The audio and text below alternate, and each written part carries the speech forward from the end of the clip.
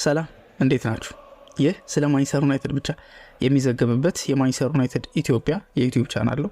ለቻናል አዲስ ከሆናችሁ ሰብስክራይብ እያደረጋችሁ ቤተሰብ መሆናችሁን እንዳትረሱ። አዲስ ካልሆናችሁና ሰብስክራይብ ካደረጋችሁ ደግሞ ተደራሽነታችን እንዲሰፋ እንድታደርጉና ሼር እንድታደርጉ እንጠይቃችኋለን። ዛሬም በአዲስ ፕሮግራም ተገናኝተናል። በዛሬው ፕሮግራም ደግሞ ማንቸስተር ዩናይትድ ከወልቭስ ጋር የፕሪሚየር ሊግ ጨዋታ አለውና የፊታችን እሁድ ያለውን ጨዋታ እንግዲህ ከጨዋታው በፊት መነሳት ያለባቸውን ሀሳቦች፣ ከጨዋታው ምን እንጠብቃለን፣ ሩበን አሞሪምስ ምን አለ የሚሉትን ነገሮች ጠቅለል አድርገን ይዘንላችሁ መጥተናል። እስከ ፕሮግራማችን ፍጻሜ ድረስ አብራችሁ እንድትቆዩ ተጋብዛችኋል። ማንቸስተር ዩናይትድ እንግዲህ ክሬዚ ከሆነው ናይት ወይም ደግሞ በታሪክ ከታዩ ምናልባትም በጣም የማይረሱና አስደናቂ ከሆኑ የኦልድ ትራፎርድ ምሽቶች መካከል የሚጠቀስና አጠቃላይም ደግሞ በውድድርም ደረጃ ማንቸስተር ዩናይትድ እስካሁን ድረስ ባደረጋቸው ጨዋታዎች ላይ ከሚታወሱ ጨዋታዎች መካከል አንዱ እንደሚሆን ይጠበቃልና በዛ ጨዋታ ብዙ ኤነርጂዎች ወጥተዋል። ብዙ የተደረጉ ነገሮች አሉ። ልፋቶቹ ብዙ ናቸው።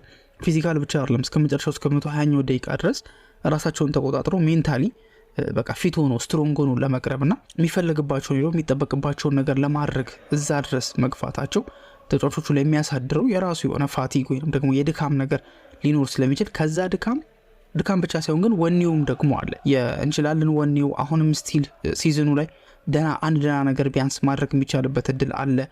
ያው ሲዝኑ ሴቭ እንደማይደረግ ራሱ ሩበን አሞሪም ተናግሯል። ደጋፊዎችም ያውቁታል።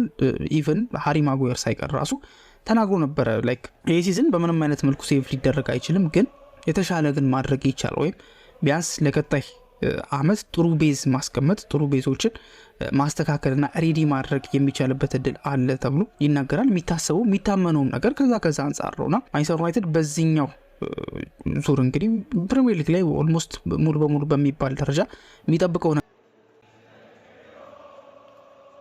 ነገር የለም። ኦልሞስት ተስፋ ቆርጧል ወይም የሚፋለምለት ነገር የለም። ኦልሬዲ በቃ ከ14ኛ 12ኛ ሆነ ወይ 13ኛ ሆነ ምናልባት 11ኛ ሆነ ምናምን የሚሉት ነገሮች ናቸው። ምንም የሚፈይዱት ነገር የለም።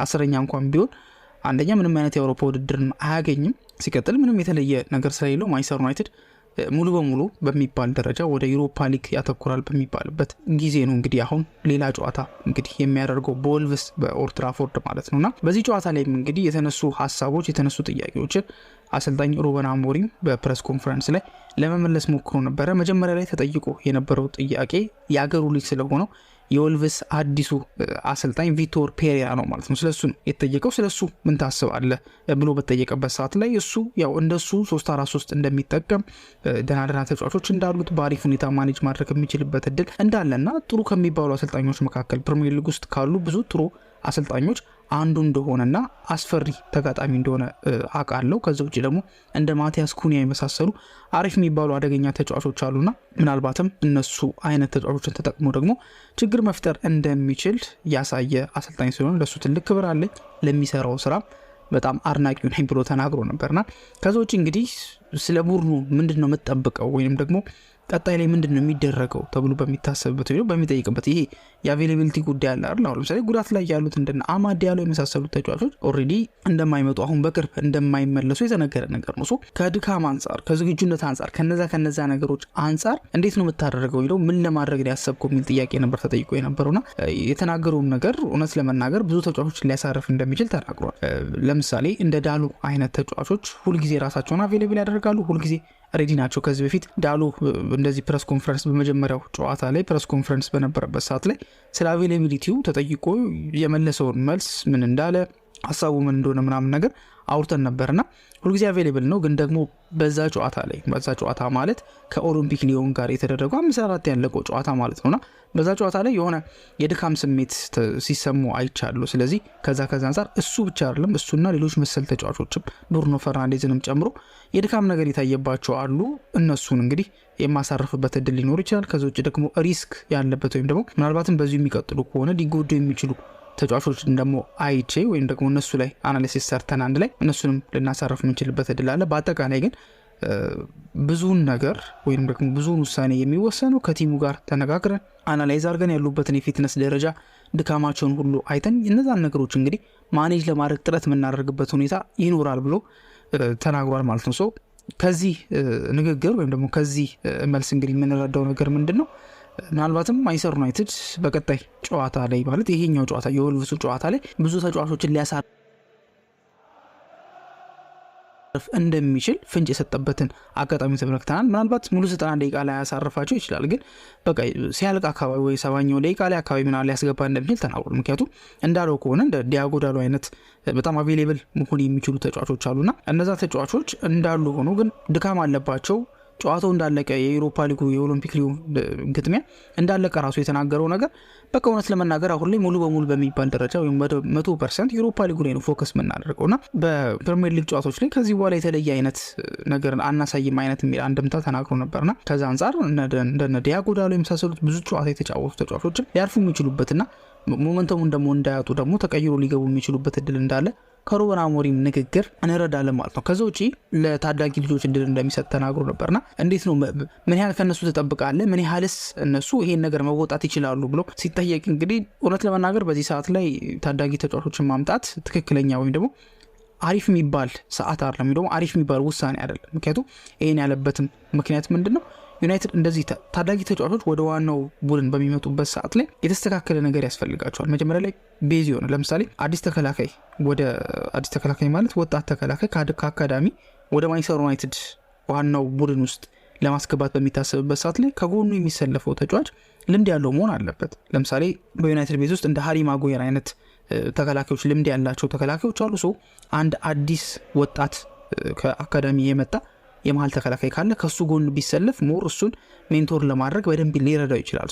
እነዚህ ነገሮች የተደረጉ ነው። መሃል ቦታ ላይ እንደዚሁ የተረጋጋ ግን አሁን ላይ ግን እንዳለመታደል ነው የተረጋጋ የሚባል ቦታ የለም። ከበረኛው ብንጀምር በረኛው ላይ የተረጋጋ የሚባል ቦታ የለም። ተከላካይ ላይ በአንጻራዊነት የተሻለ ነገር አለ፣ ግን ስቲል አሁንም ችግር አለ። ምክንያቱም የ3-4-3 አሰላለፍ የሩበን አሞሪም አጨዋወት በጣም አትሌቲክ የሆኑ በጣም ፈጣን የሆኑ የመሃል ተከላካዮችን ይፈልጋል። የማን ዩናይትድ ቤስት ተከላካይ በአሁኑ ሰዓት አሁን ባለው ከረንትሊ ምርጥ የሚባለው ተከላካይ ደግሞ ማን ነው ካልን ሃሪ ማጓየር ኤሪያል ዱዌሎቹ በቃ ፓሶቹ በጣም አስደናቂ ናቸው። ሲከላከል ምርጥ ነው። 1v1 ላይ በጣም አደገኛ ነው። ፊዚካሊ የሆኑ ጨዋታዎችንም በደንብ በድል መወጣት የሚችል አይነት ተጫዋች ነው። ግን ደግሞ ማጓየር ፈጣን ተጫዋች አይደለም። ሮጦ ሪከቨር የሚያደርግበት ሪከቨሪ ራኖቹ በጣም አሪፍ የሚባሉ አይደሉም። ሁሉም ቦታ ላይ ከተመለከትን መሀል ቦታ ላይም እንደዚሁ ነው። የአጥቂ ቦታ ላይ ደግሞ ይብሳልና እነዚህን ስንመለከት በማንቸስተር ዩናይትድ ቤት ውስጥ በጣም ሴትል ያደረገ ወይም ደግሞ የተስተካከለና ታዳጊዎች መጥተው ልምድ የሚቀስሙበት አይነት ሲቹዌሽን እንደሌለ ሩበን አሞሪም ተናግሯል ማለት ነው። ለምሳሌ እንደና አይደን ሄቨን የመሳሰሉት ተጫዋቾች ለምሳሌ መጀመሪያ ጨዋታውን ያደረገው በጉዳት ምክንያት ነበር። ከዛ በኋላ ያደረገው እንቅስቃሴ ደግሞ ምን እንዳመጣ ሁላችንም አይተናል። አይደን ሄቨን ከጉዳት ነጻ እስከሆነ ድረስ ላሰልፈው የምችለው የራሴ ተጫዋች ነው። በዚህኛውም ሁኔታ ላይ ወጣት ተጫዋቾችን ወይ ታዳጊዎችን ወደ ሜዳ በምናስገባበት ሰዓት ላይ ምን ሊፈጠር እንደሚችል አይታወቅም። ለምሳሌ እንደ ሃሪ አማስ የመሳሰሉት ተጫዋቾች ለምሳሌ ሃሪ አማስን ጠቅሶ አሪፍ የሚባል ጨዋታ አድርጎ ነበር። አሪፍ የሚባል ከኒውካስል ጋር በነበረው ጨዋታ ላይ መጥፎ አልነበረም። ዩሮፓ ሊጉ ላይም እንግዲህ በተሰለፈበት ሰዓት ላይ መጥፎ የሚባል ፐርፎርማንስ አልነበረም ያሳየው። አሪፍ ተጫውቶ ነበር። እንደ ቺዶሆ የመሳሰለውም ተጫዋች እንደዚሁ ተቀይሮ በገባባቸው በፕሪሚየር ሊግ ባገኛቸው እድሎች ሁሉ ጥሩ እንቅስቃሴ ያደርግ ተመልክተናል። በዩሮፓ ሊጉ ላይ ያው ስላልተመዘገበ እንደማይኖር ወይም ደግሞ እድል አልተሰጠውም፣ ግን በፕሪሚየር ሊግ ላይ ግን እድል ተሰጥቶት አሪፍ የሚባል እንቅስቃሴን አሪፍ የሚባል የተስፋ ብልጭ ሳና ሳይቶ ስለነበር እንደዚህ አይነት ተጫዋቾችም ልናገኝ ስለምንችል ሙሉ በሙሉ ይሄ መጥፎ የሚባል ነገር ወይም ደግሞ ከባድ ነገሮች ብቻ ሳይሆን እንደዚህ አይነት ጥሩ ነገሮችም እንዳሉ ተናግሯል። ስለ ቪክቶር ሊንዴሎፍ እና እንደዚሁም ደግሞ ኑሰይር ማዝራዊ ስለ እነሱ አቬሌቢሊቲም ተጠይቆ ነበር። ምክንያቱም ሊንዴሎፍም ሆኖ ኑሰይር ማዝራዊ በዩሮፓ ሊጉ ጨዋታ ላይ ገብቶ ነበረ። ከረፍት በኋላ ግን ተቀይሮ ነው የወጣው። ሉክሾ ነበረ እሱን ተክቶት ተጫውቶ የነበረው። ግን ደግሞ በማዝራዊ ቦታ ደግሞ ምናልባት ሊተካ ይችላል ተብሎ የታሰበው ደግሞ ሊንዴሎፍ ወደ ረፍት ከማምራታቸው በፊት ሲያሟሙቅ ተመልክተ ነው ነበርና አቬሌቢሊታቸው እንዴት ነው ተብሎ ሲጠየቅ አሁን ላይ ሁሉም ነገር በቃ አሪፍ ነው፣ ኖርማል ነገር ላይ ነው ያለው። ያኔ በፐርሰናል ኢሹ ምክንያት ነው ሁለቱም መቆየት አልቻሉም። ከፉትቦል ደግሞ የሚበልጡ ነገሮች አሉ። ከነዛ መካከል አንዱ ተፈጥሮ ነው። ሁለቱም እንግዲህ በተለያየ ምክንያት በተለያየ አጋጣሚ ሜዳውን ለቀው ይሉት ጉዳት አይደለም ወይም ደግሞ የሆነ ፋቲጌ መሆን ምናምን ነገር አይደለም። ፐርሰናል ኢሹ ነው። እሱ ደግሞ ተስተካክሎ አሁን ላይ ሁሉ ነገር አሪፍ እንዳለ ተናግሮ ነበር። ከዛ ውጪ በአጥቂ ቦታ ላይ አሁን ላይ ኦልሞስት በማንቸስተር ዩናይትድ ቤት ውስጥ 9 ቁጥር ቦታ ላይ መጫወት የሚችል ወይም 9 ቁጥር አጥቂ ራስሙስ ሆይለንድ ብቻ ነው ያለው። መጥፎ የሚባል ፐርፎርማንስ ሙሉ አመቱን ከተመለከትን ለራስሙስ ሆይለንድ ጥሩ አመት ነው ብሎ ማለት አይቻልም። ግን ደግሞ በአንዳንድ ጨዋታዎች ላይ ግን ያሳየው ግን ብልጭታ ያሳየው አንዳንድ እንቅስቃሴዎቹ ግን በጣም ጥሩ የሚባሉ ነበሩ። በዩሮፓ ሊጉ ላይ ለምሳሌ ከተመለከትን አሪፍ የሚባል እንቅስቃሴዎችን ነበር ሲያሳይ የነበረው። ማኑኤል ኡጋርቴ የመጀመሪያውን ጎል ሲያስቆጥር እሱ ነበረ ተከላካዮችን ወደ ጎል ውስጥ ይዞለት ሄዶ ለኡጋርቴ ስፔስን ክሬት አድርጎለት የነበረው። አሁን ላይ እሱ ብቻ ነው ያለው አማራጭ። ስለዚህ ቺዶ ኦቢን ታሰልፈዋለሁ ወይ ደግሞ ታጫውተዋለሁ ተብሎ ሲጠይቅ አዎ ዩሮፓ ሊግ ላይ እሱ ስላልተመዘገበ ዩሮፓ ሊጉ ላይ እንደማይመጣ ይታወቃል። ግን በፕሪሚየር ሊጉ ላይ ግን ተደጋጋሚ እድሎችን ሊያገኝ የሚችልበት ነገር እንዳለ እንደዚሁ ተናግሮ ነበረ ማለት ነው። ከዛ ውጪ ስለ ኦናና ፐርፎርማንስም እንደዚሁና ከሱ ምን ትጠብቃለህ የሚለውን ነገር ተናግሮ ነበር። እንግዲህ ኦናና እንግዲህ በሊዮኑ ጨዋታ ላይ በጣም መጥፎ የሚባል ጊዜን አልነበር የሚያሳልፈው። ጥሩ የሚባሉ ኳሶችን ሴቭ አድርጎ ነበረ። በዩናይትድ ቢልድ አፕ ፕሌይ ላይ ሎንግ ቦሎችን ለማድረግ በሚሞክሩበት ሰዓት ላይ ጥሩ የሚባል እንቅስቃሴን ለማድረግ ጥረት አድርጓል። በተለይ በመጀመሪያው ዙር የሊዮኑ ጨዋታ ላይ ካሳየው በጣም ደካማና የሚያስተች ፐርፎርማንስ አንጻር አሁን ላይ ያሳየው ወይም ደግሞ በዚህ በኦሎምፒክ ሊዮኑ ጨዋታ ላይ ያሳየው ፐርፎርማንስ መጥፎ የሚባል አይደለም፣ ጥሩ የሚባል ፐርፎርማንስ ነውና ስለሱ ምንድነው የምታስበው ሲባል አሪፍ ጨዋታን አድርጓል። ግን ደግሞ የተሻለ ማድረግ አለበት፣ የተሻለ መንቀሳቀስና ብዙ ጥሩ የሚባሉ ነገሮችን ማድረግ እንዳለበት እንደዚሁ ስለሱም ጉዳይ ተናግሮ ነበርና ቅድም እንግዲህ በፕሬስ ኮንፈረንሱ ላይ ማቲያስ ኩኒያን ጠቅሶ ነበርና እንዴት ነው ስለሱ ምን ታስባለህ? በማንቸስተር ዩናይትድ ቤት ውስጥ መጫወት የሚችል ይመስልሃል ተብሎ ሲጠየቅ አይ እኔ ጀስት ሜንሽን ለማድረግ ነው ወይም ደግሞ እንደ ኤግዛምፕል ነው ማቲያስ ኩኒያን ያነሳሁት እንጂ ከኛ ጋር ስለሚያያዝ ወይም ደግሞ በተለየ መልኩ እሱን ስላየ ነው ሳይሆን ግን ደግሞ ስለሚያያዝ ነው ብሎ በዚህ አጋጣሚ የሆነ ስፔኩሌት ለማድረግ የሚመች ጥያቄ ጠይቆት ነበረ። ያው ማቲያስ ኩኒያ በማንቸስተር ዩናይትድ ቤት ውስጥ በክረምቱ የዝውውር መስኮት ላይ ኢላማ የተደረገ ተጫዋች እንደሆነ እሱም ደግሞ ኤክስፕሎር ማድረግ እንደሚፈልግና በቃ ከቡድኑ መውጣት እንደሚፈልግ በግልጽ ተናግሮ ነበርና በጃንዋሪ ድሎች መተውለት ነበረ። ግን በጃንዋሪ ድሎችን መጠቀም ያልፈለገበት ምክንያት ወልቭስ የመውረድ ስጋት ላይ ነበር። በእርግጥ አሁን እዛ ስጋት ላይ ነው ብሎ ማሰብ አይቻልም። ቢካዝ ከታች ያሉት ቡድኖች ሙሉ በሙሉ ጥሩ የማይባሉ በጣም መጥፎ የሚባሉ ቲሞች ስለሆኑ ያን ያህል ስጋት ላይኖርበት ይችላል። ግን ጃንዋሪ ላይ ግን ስጋት ነበረበት። በዛ ምክንያት መውጣት አለመፈለጉን ተናግሯልና ከዛ አንጻር ግን ደግሞ ክረምቱ ላይ ግን የሚሆነውን ነገር ስለሚጠብቅ ከሱ ጋር ለማያያዝና ሌላ ርዕሰ ዜና ለመፍጠር ጥረት አድርገው ነበረ። ግን ደግሞ ምንም የተለየ ነገር እንደሌለ እንደዚሁ ተናግሯል ማለት ነው። ከዚህ ጨዋታ ሌላ የምንጠብቀው ነገር እንግዲህ ከፕሬስ ኮንፈረንሱ የምንረዳው ነገር ምንድነው? አዲስ ነገር ሊኖር የሚችለው ወጣት ተጫዋቾችን እንመለከታለን። ለምሳሌ በእርግጠኝነት ከዚህ በፊት አቅማቸውን ያሳዩ ለምሳሌ ቺዶ ኦቢ አቅሙን አሳይቷል። እሱ የመሰለፍ እድል የሚያገኝበት ነገር ሰፊ ነው። ሃሪ አማስ እንደዚሁ ባገኘው አጋጣሚ ያደረገውን ነገር ተመልክተናል። እሱም እንዲገባ የሚችልበት እድል አለ። እንደ አይደን ሄቨን የመሳሰሉት ተጫዋቾች ሌሎችም የአካዳሚ ተጫዋቾች በዚህ ጨዋታ እድል ሊሰጣቸው ይችላል። አዲሱ ነገር ተብሎ የሚታሰበውና ምንጠብቀውም ነገር ይሄንን ነው። ምክንያቱም ዩናይትድ ሙሉ በሙሉ ዩሮፓ ሊግ ላይ ፎከስ ከማድረጉ አንጻር እነዚህ ተጫዋቾች እድል እንደሚሰጥ ይታወቃል ማለት ነው። አሁን በቀጣይ ደግሞ የምንመለከተው ወልቭሶች እንዴት ነው የሚጫወቱት፣ ጥንካሬያቸውና ድክመታቸውስ ምንድን ነው የሚለውን ነገር ለማየት እንሞክራለን። እንግዲህ ወልቭሶች ቪቶር ፔሬራ የፖርቹጋላዊ አሰልጣኝ እንግዲህ ወደ ክለቡ ከመጣ በኋላ በብዙ ነገር ለውጧቸዋል። የቡድኑን መንፈስ፣ ስታይል ኦፍ ፕሌያቸውን፣ አጫወታቸውን ብዙ ነገሮችን ቀይሯል። ከሩበን አሞሪም ጋር ሚረር የሆነ አይነት አጫወት ነው ያለው በአባሰላለፍ ማለት ነው። 3-4-3 ነው እሱንም የሚተገብረውና ከዛ አንጻር በጣም አደገኛ የሚባል ቲም ነው ቢውልድ ያደረገው። ግን ደግሞ ዋነኛ አቅማቸው ምንድን ነው የሚለውን ነገር ለማየት በምንሞክርበት ሰዓት ላይ ስታይላቸው አለ። ግን ደግሞ እንደ ኦፖዚሽን ሁኔታ እንደ ተጋጣሚው እንቅስቃሴ ወይ ደግሞ ጥንካሬና ድክመት እዛው አጀስት በማድረግ ነው ደግሞ በጣም አዳፕት የማድረግ አቅማቸው በጣም አደገኛና ወልቭሶችን አስፈሪ ከሚያደርጋቸውና ከጠንካራ ጎናቸው መካከል የሚጠቀሰው እሱ ነው። ይሄ ማለት ግን ክሊር የሆነ አይደንቲቲ የላቸውም ማለት ሳይሆን ግን ያ ክሊር የሆነ አይደንቲቲ እንደ ብሉ ፕሪንት ይቀመጥና ሌላውን ነገር ግን እንደ ተጋጣሚ እንቅስቃሴ አጀስት የሚያደርጉበት እድል እንዳለ መመልከት ወይም ደግሞ መረዳት እንችላለን። ከዛ ውጪ በቃ ይሄ ኩኪንግ ዘ ፕሌይ አይነት የሚባለውን አይነት ሜተድ አጫወት ነው የሚጫወቱት። ያ ማለት ምንድነው? በጣም በቃ ፔሸንትሊ ከኋላ ቢውልድ ያደርጋሉ። ከዛ በኋላ ፕሬሸር ወደ እነሱ እንዲመጣ ያደርጉና ከዛ ተጫዋቾች ፕሬስ እንዲያደርጓቸው እድል ይሰጣሉ። ፕሬስ ሊያደርጓቸው ሲል ከእነሱ ጀርባ የሚፈጠረውን ስፔሶች ኤክስፕሎይት እያደረጉ አደገኛ ጨዋታዎችን ዳይሬክት አታክ በሆነ መልኩ አደገኛ ጨዋታዎችን የሚያደርጉበት እድል አለና ይሄኛው ወልቭሶች እንግዲህ ቢውልድ በሚያደርጉበት ሰዓት ላይ የሚጠቀሙት አደገኛ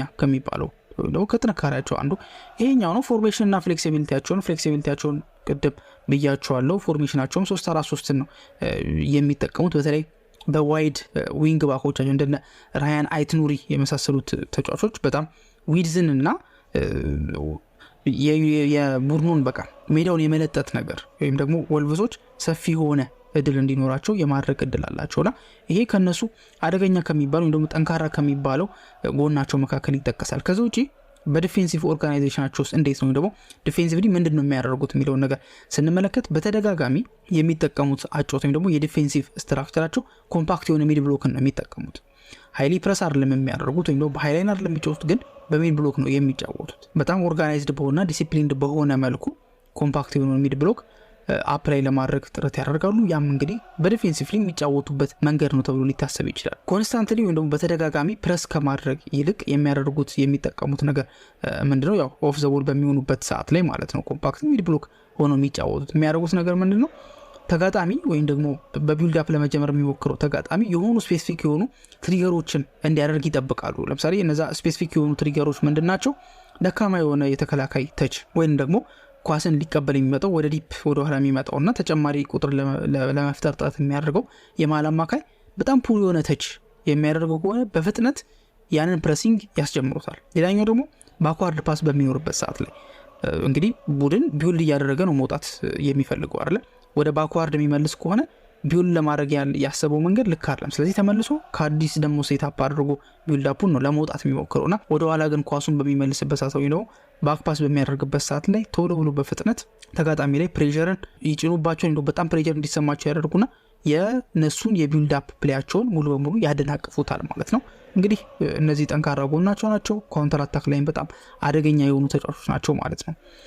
ግን ደግሞ ኢምፕሩቭመንት የሚያስፈልግበት ወይም ደግሞ ደካማ ጎናቸው ተብሎ የሚታሰበው ግን ሴት ፒስ ላይ በጣም ችግር አለባቸው። ወይም ደግሞ የቆሙ ኳሶች ላይ ኮርነር ሊሆን ይችላል፣ ቅጣት ምቶች ሊሆኑ ይችላሉ፣ ዋይድ ቅጣት ምቶች ሊሆኑ ይችላሉ። በጣም ደካማ ጎን አላቸው ተብሎ ይታሰባል። ከዛ ውጪ ሙሉ 90 ደቂቃው ላይ ታክቲካሊ ዲሲፕሊንድ ሆነው በቃ ጎሎችን ሳያስቆጥሩ የመቆየት ነገር ትንሽ እንደ ድክመት ነገር ይታይባቸዋል ማለት ነው። እና በአጠቃላይ ግን ቪክቶር ፔሬራ በጣም አሪፍ የሚባል አጨዋወትን አደገኛ ቲም እና የሰራው ባለፈው ቶተንሃምን 4-2 በሆነ ውጤት ማሸነፍ ችሎ ነበር። ያንንም ያሸንፉበት እንግዲህ አራተኛ ተከታታይ የሊግ ዊናቸው ነው። ይሄም እንግዲህ ለመጨረሻ ጊዜ አቺቭ የተደረገው በ1972 ነው።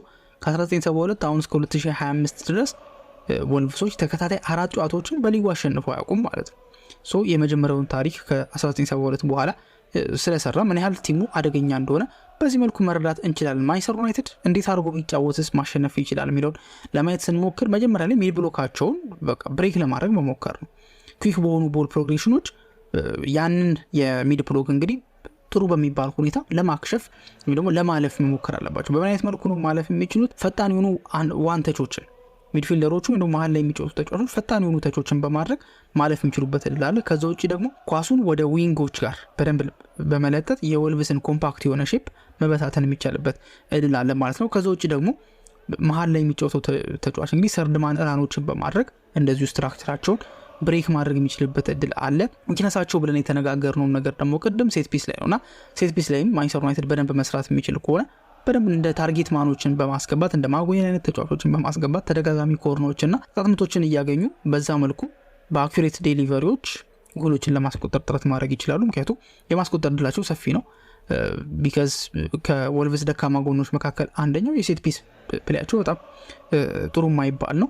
ካውንተር አታክ ላይ ወይም ደግሞ ትራንዚሽን ላይ ሲጫወቱ አደገኛ እንደሆኑ ቅድም ነግሬያችሁ ነበር። ይሄንንም እንግዲህ ለማስቆም እንግዲህ በደብል ፒቮት እንግዲህ ስክሪን ማድረግ ወይም ደግሞ ለመሸፈን ጥረት ለማድረግ ቢሞክሩ ጥሩ የሚባል ተጽዕኖን ወይም ደግሞ ካውንተር አታኮችን ወይም ደግሞ ትራንዚሽኖችን ለማስቆም የሚችሉበት እድል አለ ማለት ነው። እንግዲህ ፖሴሽኖቹን ልክ ሉዝ በሚደረግበት ሰዓት ላይ ቶሎ ብሎ ካውንተር ፕረስ በማድረግ በደንብ እንዳይደራጁና ጥሩ የሚባል እንቅስቃሴ አድርገው እንዳይወጡ ማድረግ የሚቻልበት እድል አለ። ዋይድ ፕሌዎችንም በደንብ በመጫወት ዋይድ ኤሪያዎችን ከበር ለማድረግ በመሞከር እንደዚሁ አይነት ጫና ውስጥ መክተት የሚችሉበት እድል አለ። በዋናነት ግን በደንብ ፕረስ በማድረግ ማንቸስተር ዩናይትድ ኤረሮችን እንዲሰሩ ካስገደዳቸው ከዚህ ጨዋታ ጥሩ ውጤት ሊያገኝ የሚችልበት እድል ይኖራል ማለት ነው። ያው ከዛ ውጪ ወጣት ተጫዋቾች ናቸው የሚገቡት ስለተባለ እነዚህ ሁላ ነገሮች ኢፌክቲቭሊ ማድረግ ይችላሉ አይችሉም የሚለው ነገር ተጠባቂ ያደርገዋል። ወልቭስንም አደገኛ ተጋጣሚ የሚያደርገው ዩናይትድ ይዞት ከሚገቡ ተጫዋቾች አንጻር እንደዚሁም ከራሳቸውም ደግሞ ጥንካሬ አንጻር እንደሆነ ይታወቃል ወይም ደግሞ ሊታሰብ ይገባል ማለት ነው። እናንተ ስለዚህ ጨዋታ ያላችሁ ሀሳብ ምንድን ነው የሚለውን ነገር ደግሞ በኮሜንት ሴክሽን ላይ ታስቀምጡልን።